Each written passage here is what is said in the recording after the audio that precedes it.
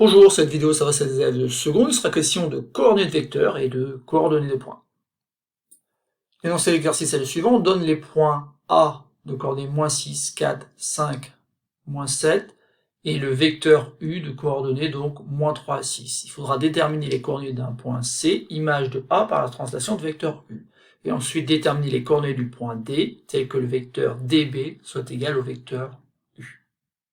Donc c'est un exercice qui est simple, il suffit tout simplement de décrire ces égalités de vecteurs à l'aide de coordonnées. Autrement dit, d'écrire les égalités en termes de coordonnées.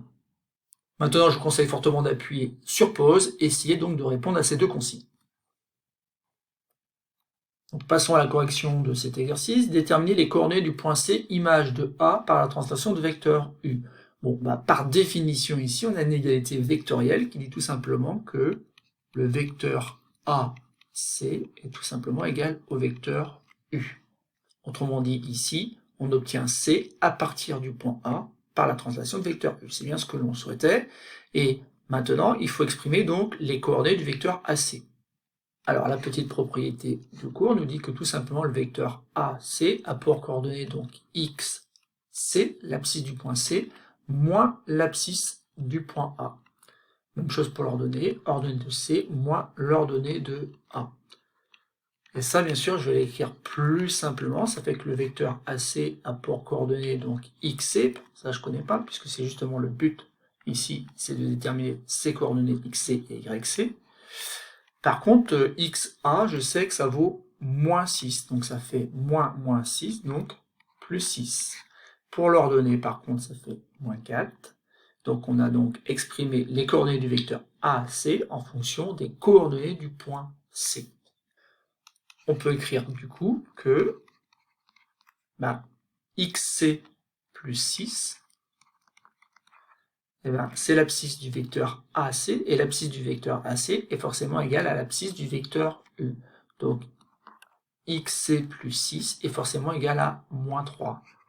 Et dans le même temps, on a le fait que YC moins 4, autrement dit l'ordonnée du vecteur AC, c'est égal à l'ordonnée du vecteur U.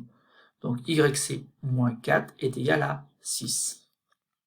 Et donc vous voyez, c'est pas très compliqué. Maintenant, il suffit de déterminer donc XC en isolant XC à gauche du signe égal, en faisant donc moins 6 des deux côtés, on obtient XC est égal à moins 3, moins 6.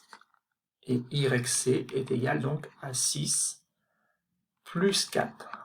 Plus 4, parce qu'il faut rajouter 4 de chaque côté afin d'isoler XC. Et donc je termine en disant tout simplement que XC est égal à moins 9, alors que YC est égal à 10. Il y a une deuxième consigne dans cet exercice, mais elle n'a rien d'extraordinaire, cette deuxième consigne, puisque finalement on va faire exactement la même chose. Autrement dit ici, en plus, c'est peut-être plus simple, puisque le vecteur dB, on nous dit carrément que c'est égal au vecteur U. Il ne nous reste donc plus qu'à déterminer, ou plutôt à exprimer les coordonnées du vecteur dB, en fonction de quoi? En fonction des coordonnées du point D. Donc ça fait abscisse de B, ça je connais, c'est 5, moins abscisse de D. Ça je connais pas, c'est d'ailleurs ce que je souhaite trouver. L'ordonnée de B, qui vaut moins 7, moins l'ordonnée de D. Bon, ça y est, j'ai exprimé donc les coordonnées du vecteur dB, et donc je vais pouvoir écrire que, de la même façon, puisqu'on a l'égalité vectorielle, vecteur dB est égal à vecteur U, et on a 5 moins xd qui est forcément égal à moins 3. Et dans le même temps, on a moins 7 moins yd est égal à 6. Et écrire ça, ça équivaut tout simplement à écrire, alors là attention, il y a plusieurs façons de déterminer donc xd et yd.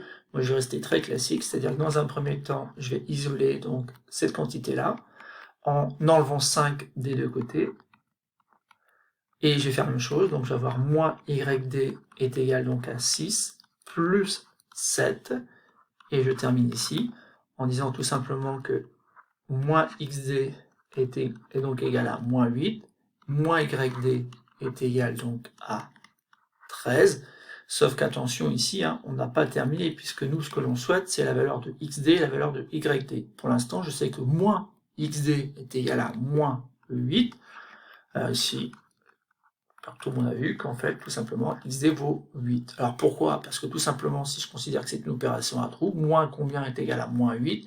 Bon, ça c'est évident que xd égale 8. L'autre façon, c'est tout simplement de multiplier par moins 1 de chaque côté, mais je trouve que c'est un peu artificiel ici, c'est pas inutile, puisqu'en fait, c'est tellement évident que xd égale 8 qu'on n'a peut-être pas besoin de résoudre réellement cette équation. Même chose ici, si moins quelque chose est égal à 13, et bien ce quelque chose-là qui se note yd est forcément égal à moins 13. Et donc c'est terminé pour cette petite vidéo. Donc je rappelle tout simplement que le point C, on a trouvé qu'il est pour coordonnées moins 9, 10, alors que le point D a pour coordonnées 8, moins 13.